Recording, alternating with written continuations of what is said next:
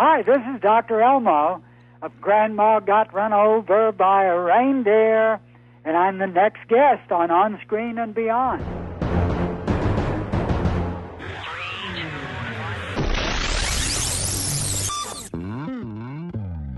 On Screen and Beyond, an inside look into the entertainment world featuring interviews with people from the movie, TV, and music industry, news on upcoming TV and DVD releases, and the rumor mill. And now, here's the host of On Screen and Beyond, Brian Zemrak.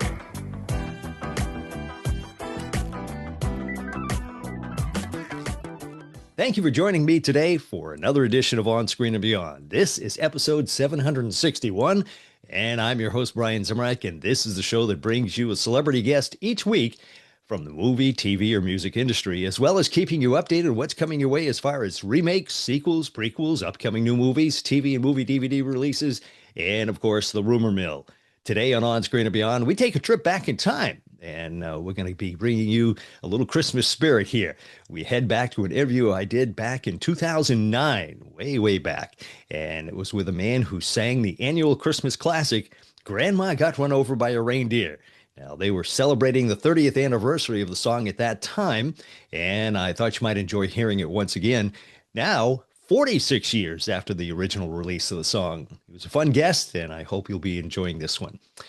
Last week, we had Tamar Springer, creator of the documentary More Than Santa Baby. Now, that's a film that tells the life of Philip Springer, and he's still alive. He's 99 years old, and he's the man who gave us another Christmas classic, Santa Baby. And many times that one's been done over and over by everybody, Madonna and Taylor Swift, and just so many people. Be sure to check that out. It's a fascinating story.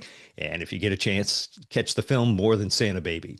And don't forget, you can catch all of our past interviews here at On Screen and Beyond, over 750 of them, most as audio podcasts. But over the past year, we have just started doing video and audio. The video versions are on Spotify or YouTube. And of course, the audio visions, they're on Apple Podcasts, where we've been for 18 years. And also, of course, on all the other major podcast providers. So be sure to check us out. You can also turn around and tell your Alexa to play On Screen and Beyond, and they'll do it. And I want to answer an email that I got. I received this from a viewer, and they were asking why the interview with Ron Dante, the man who sang Sugar Sugar on the Archies, and the interview with Joyce DeWitt had no video. Well, the interview itself, a lot of things come into play when we do that. And sometimes I have a guest who agrees to do an interview, but there are times when they may be on the road, they may be on the lot, they may not know how to do video, they may have technical difficulties, or they may just not want to be on video. So my option is to do the interview as they are on audio, or not do the interview at all. And of course, I don't want you to miss the interview, so I will do the interview. And on the video side, audio, you're not going to notice any difference.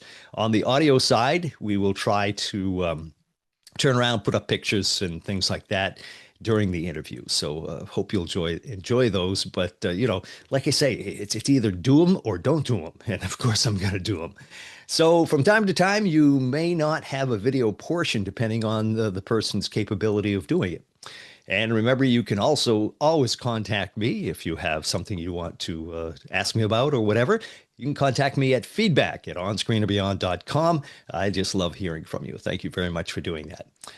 And as always, please subscribe on whatever podcast platform you get us on, whether it's Apple Podcasts, Amazon, Alexa, Podbeam, on Spotify for audio versions, or the video versions on Spotify or YouTube. And be sure to follow us on Instagram, Facebook, sometimes on Twitter or X, whatever. I just haven't had a chance to get those up.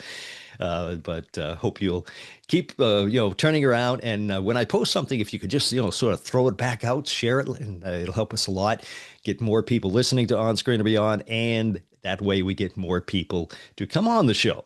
So let's get into it. It's time for remakes, sequels, and prequels on Screen and Beyond.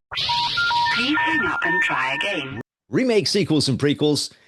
Pinky Blinders, The Immortal Man.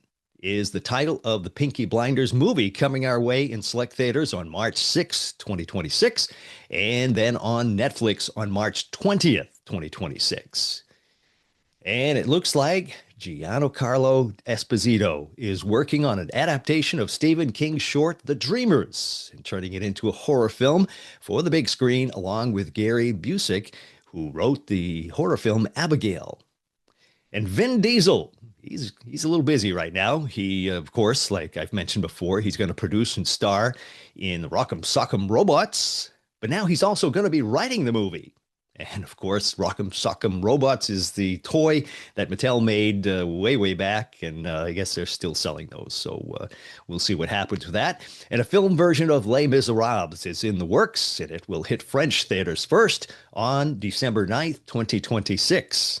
And Ready or Not 2, Here I Come, will slide into theaters on April 10th. And that's it for remakes, sequels, and prequels. Coming up next on Screen and Beyond, upcoming new movies. Upcoming new movies, Cameron Diaz and Benicio del Toro will star in a new film called Reenactment, which is in pre-production right now. Breaking Bad and Under the Dome star Dean Norris will star in a horror comedy called Doubles. Not sure if I said that right, but we'll go with that for now. And filming is just wrapped in New York. And Angelina Jolie will produce and star in a dark thriller called Sunny. And that's it for new movies. It's time now to take a look at movies and TV on DVD and streaming.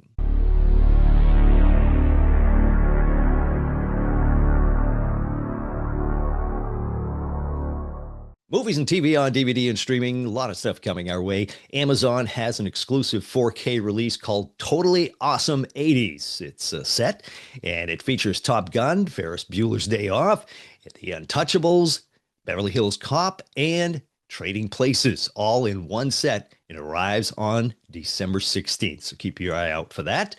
And on January 6th, Shameless, the complete series, slams onto DVD. And also on January 6th, it looks like Falling Skies, the complete series, hits DVD. And on January 27th, it brings us World War Z with Brad Pitt, and that's going to be in a 4K Steelbook edition. And The Minority Report with Tom Cruise goes 4K Steelbook on February 2nd. And that's it for movies and TV on DVD and streaming. It's time for TV and entertainment time.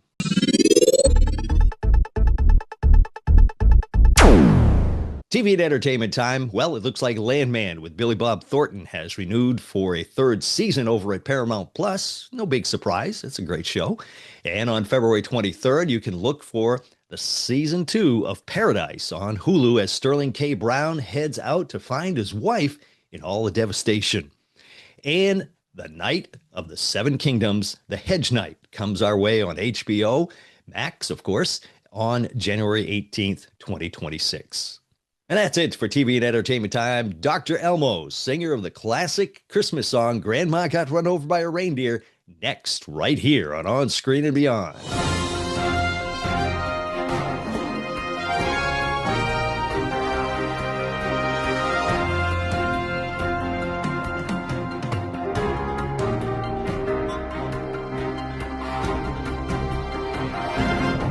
My guest this week on Screen and Beyond recorded a song which has become a Christmas classic. Grandma Got Run Over by a Reindeer. He's Dr. Elmo. Welcome to the show, Dr. Elmo. It's great to be here, Brian. It's a pleasure having you on here. And that song, it seems like it's always been there. Yes, it seems like only yesterday since the Gray Panthers were picketing my first performance of Grandma Got Run Over by a Reindeer. Now, they were so upset because of what the song was saying. Is that what it was? Well, they said the song was ageist, sexist, and violent against women. and when they came to picket the performance, I got out of the car and started walking into the club, and then one person had a big sign. They were flashing it in front of me that said, "What's so funny about a dead grandma?" and the callers just kept calling in and wanting radio stations to play that song, and now it's become it's the Christmas song. Yeah, I've been really surprised. There are people, in my generation, everyone said, Well, as soon as we hear White Christmas, we know it's Christmas. Right. But now, there are a lot of people who, when they say it, they're serious. They say, it's just not Christmas until I hear Grandma got run over by a reindeer. And, newer generations of people, they actually feel that way. Oh, yeah. Now, when you recorded that song, did you think it would become such a classic when you were doing it? Not at all. I thought it would be a great little novelty joke for 1 year, and then that would be the end of it. It's sort of like the Monster Mash of Christmas. It certainly is. Because you hear that one all the time, too. Yeah. Now, did you set out to become a recording artist when you first started? Not at all. I was about 35 years old when I started playing music for the first time. Mm-hmm. And I just wanted to play bluegrass banjo, and mostly I just thought I just wanted to sit around the house or sometime at my veterinary hospital and play at noon, and just for my own enjoyment. I never thought about even playing with a band in the beginning. Mm-hmm. And, a year or two after I picked it up, I did start playing with a band of people, and I could barely play at all. But still, I really enjoyed playing with the band. And then a couple of years later, I started singing some songs. And when I sang funny songs, people responded very well. But if I sang a serious song, they'd laugh at me anyway. What made you decide to do that song? I just really liked the song, and I thought it just had a lot of great things about it. There were so many good punchlines in it. Did you write it? No, I didn't. It was written by a friend of mine named Randy Brooks, and I met him in Lake Tahoe. I was playing at the Hyatt Lake Tahoe, and the day I got there was a big snowstorm, and that evening I started playing, and he couldn't get out because of the snowstorm. He was with the band that had been playing there that was leaving. Mm-hmm. And he came to see the show, and after the show he said, I have a song that I think would be perfect for you, and my band doesn't like me to sing it, so I might want to give it to you. And so he sang Grandma Got Run Over by a Reindeer, and I thought, that's, I really like that song. And then I asked him if I could publish it, even though I didn't even really know what it meant then myself. And so then later on, I guess 1979, I recorded it, and I still didn't have any expectations of it ever being played on the radio, mm-hmm. but I just wanted to make a recording of it. Uh-huh. So I made a recording and gave a number of copies to my friends, and one of my friends took it to a radio station.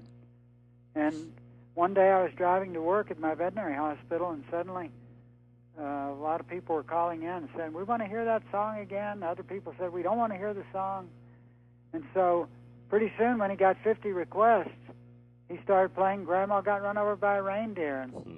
Wow, it was the first time I ever heard myself on the radio. I can remember back then I was on the radio at that time, and I can remember when it got close to Christmas, every year Grandma Got Run Over by a Reindeer was requested. It was just like, that was the song that they wanted to hear. It was unbelievable. And it still is. Yeah, it's, year after year, I never expected that people would want to hear it again. Yeah. I thought that, on December 26th, I thought, well, that was fun, but, now it's over. I'd go back to my day job. And so then the next year, the same thing would happen.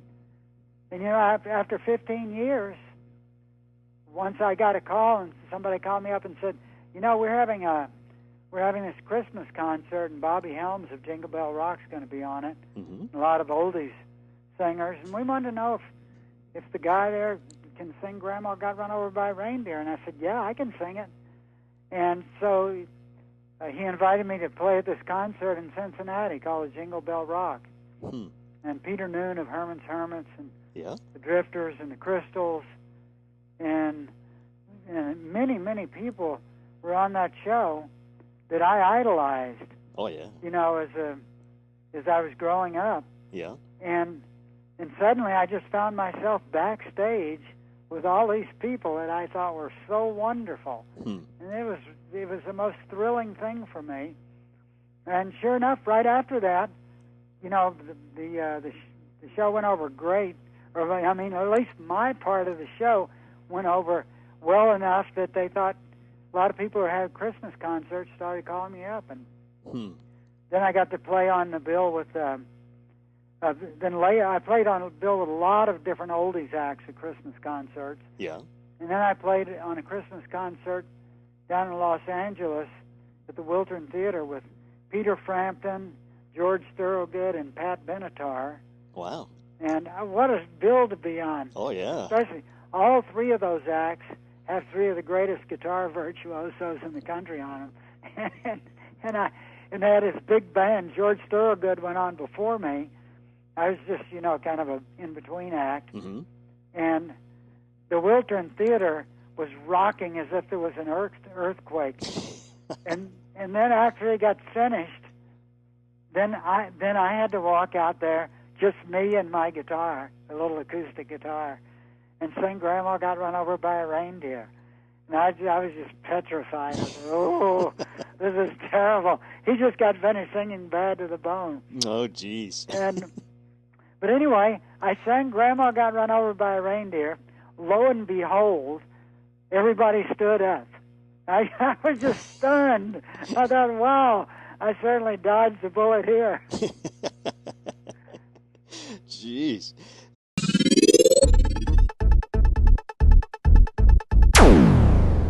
Holy interviews! Hi, this is Burt Ward, Robin from TV's Batman. I'm on screen and beyond. Wowie zowie! To the Batmobile.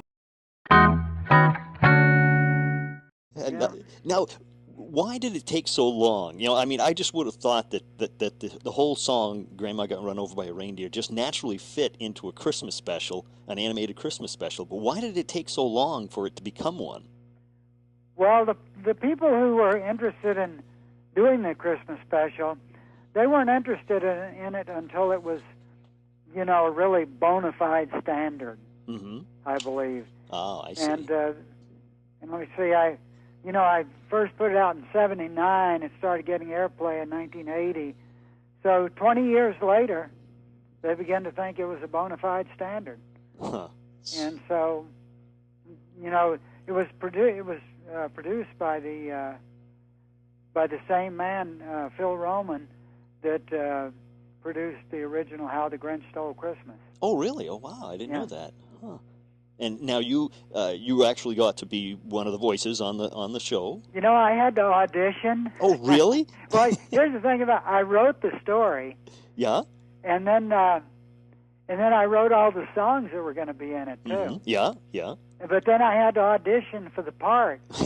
So I got the part of Grandpa, and then I also got the part of the narrator. Yeah. So I was very happy. But they had a bunch of people audition for it, and I had I didn't know whether I was going to get it or not. Huh.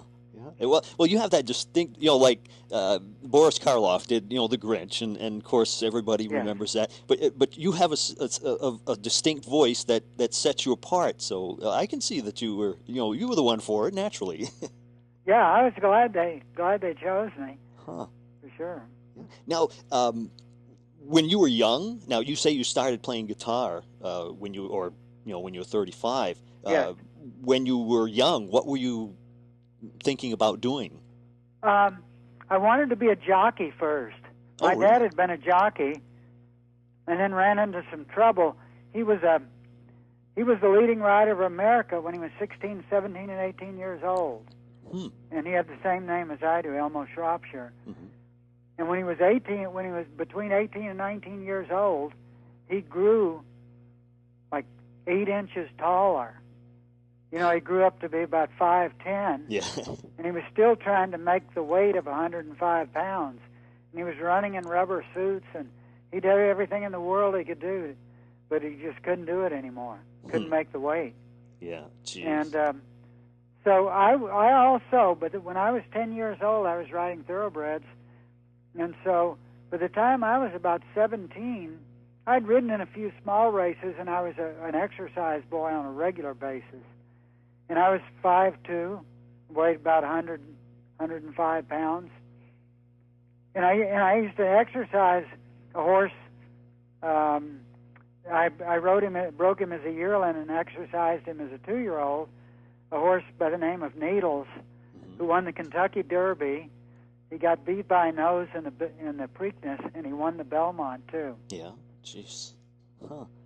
Now, you mentioned running. Yeah. You're an avid runner, right? Or are you still a runner? I'm still a runner. I just ran a half marathon a couple of weeks ago. Holy cow. Yeah. I started running when I was about 55 years old. Wow. And I ran a lot of 5 and 10K races, and then I actually ran a number of half marathon races. But when you're a runner, I can tell you that any prospective marathon runners out there, running a marathon is like 3 times the amount of effort it takes than it does to run a half marathon. It's like running 3 or 4 half marathons instead of just one. But when I turned 70, I ran my first half marathon. Holy. And I ran the New York Marathon, and I really trained a lot. I ran about 40 miles a week for about 6 months. And I had high expectations of how I was going to do. But there's a lot of good 70-year-old runners out there, that run in that marathon.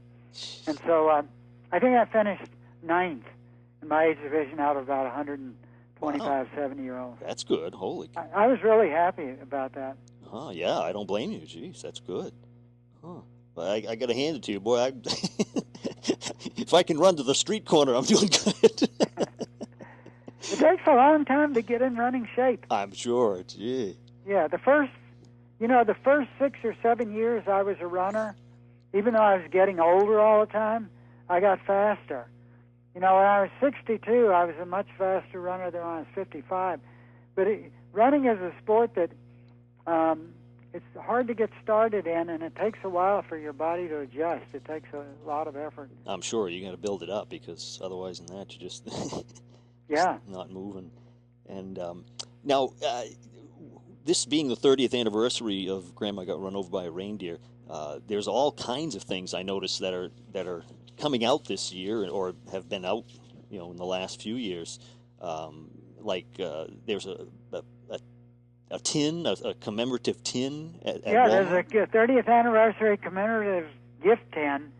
And usually I don't like to crow about my CDs. People can hear me and then they can make their own choice. But this is kind of special because it's a beautiful cookie tin with a beautiful embossment of Grandma Got Run Over by a Reindeer on the top of it. But inside you get a CD, a DVD, and a Christmas stocking. And it only costs $7. It's at all Walmart stores. It's an exclusive of Walmart. But for $7, it's a great gift item for anybody that's into the grandma song. And it's so inexpensive, and you get so much. Even if you don't want to hear the grandma song, you can throw the CD away, and it's still worth more than $7. Right? Yeah. Boy, that's a really low price. Jeez. And of course, I see that there's stuffed animals that Hallmark is coming or came out with last year or the year before. Well, Hallmark. So this is the first year Hallmark has come out. They have what they call a keepsake ornament, and keepsake means that they're just going to do it this year. Oh, I see. Okay. And I hope that some of them are still available. They're available in all Hallmark Gold Crown stores. We tried to buy some of them, and we were able to buy 2 or 3 in the beginning, and now we can't get them anymore. But they're a one-of-a-kind thing, and it's the nicest thing, I think, that has come from the grandma song. Hallmark did a great job. It's this cute little reindeer in a car, and it sings Grandma Got Run Over by a Reindeer when you press the button, and the fender is dented, and one of the headlights is broken out on it from hitting Grandma. Jeez. Hi, we're the Cowsills. And I'm Paul. I'm Susan. And I'm Bob. And we are on Screen and Beyond. So now with all these other things that are coming out, of course, everybody relates to you as being, the singer of Grandma Got Run Over by a Reindeer. But you actually have other CDs out that have other songs. Like I understand you have a CD out with songs for Halloween called Dr. Elmo Sings the Booze. Yes, that's a Halloween album. You know, we did an album, 3 or 4 years ago for Sony BMG, and then we did another one for them, and then they said, well, you know, what about Halloween? Could you do a Halloween album? And I never even thought of it, but I just did a Halloween album, and I really believe it's the best thing I've ever done. Really? Once we got started, I have a co-writer, and once we got started, we wrote, I think, some of the funniest and also scariest. There's some on there that are pretty scary, like Texas Chainsaw Halloween. But that's my favorite album of all time. Really? What's your favorite song on that CD? It's called Redneck Dracula. Mm-hmm. And it's a song about Dracula going out on the town, and he ends up in a redneck bar. and then he begins to see a litany of American horrors like NASCAR, Big Hair, and there's a line in it that says, I drank her blood till I was full, then lost it all on the mechanical bull. Well, now, if somebody wants to purchase that, can they get it at your website? Or Yes, they can. And what's the name of the website? DRELMO, like Drelmo or drelmo.com. Mm-hmm. Yeah. And or they can just put Dr. Elmo in on Google, and it'll go right to it as well. Yeah. Well, what we'll do on our website is we will put a link that they can just click on when they look at your interview. They can just click on that link, and it'll go directly to yours, so they can get to your website and maybe purchase something. Or that would be wonderful. Now, are all those things available on your website, or just your CDs, or? Well, yes, they can buy everything. The gift tins and my Sony BMG CD are in Walmart, mm-hmm. and the Sony BMG CD is pretty much everywhere. And the Dandy toys, these are the singing reindeer toys that have been out for about 5 or 6 years. Yeah. Extremely popular. They sell out every year. And they're reindeer in big rocking chairs that sing the song. And they're all available at Walmart, Kmart, and all the big box stores. Yeah. And also the Hallmark ornament is only available at Hallmark Gold Crown stores.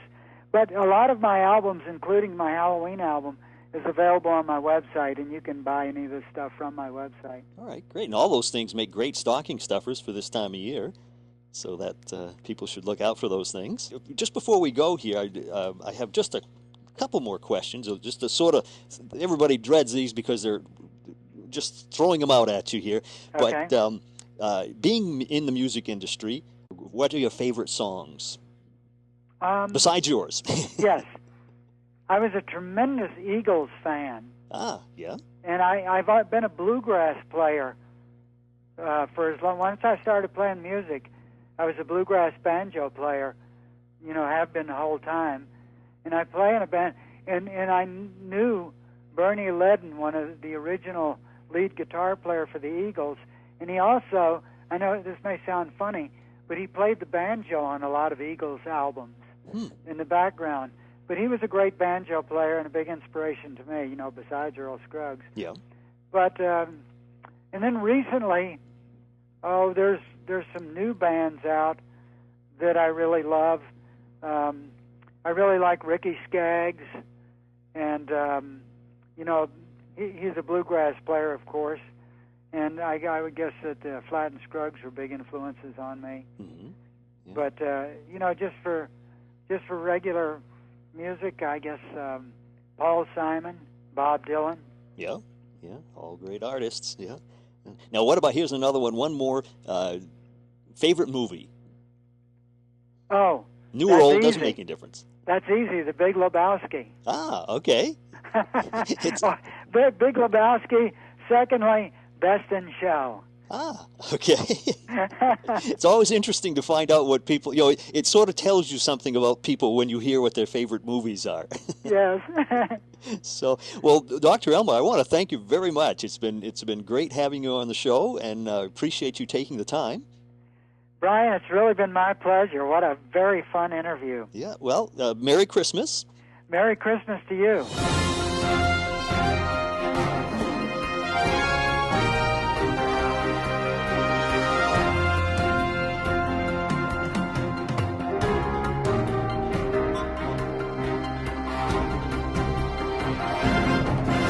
Well, I hope you enjoyed that interview with Dr. Elmo, singer of Grandma Got Run Over by a Reindeer. And at this time of the year, I'm sure you'll hear that song over and over and over again. Please help get the word out about On Screen and Beyond. Be sure to tell a friend about the show and check out the over 750 past celebrity guests they can enjoy, and also share our posts on the socials to help get the word out. Thank you for watching and listening. That's a wrap for this episode of On Screen and Beyond. So until next time, when we once again take you on screen and beyond, I'm Brian Zemrak.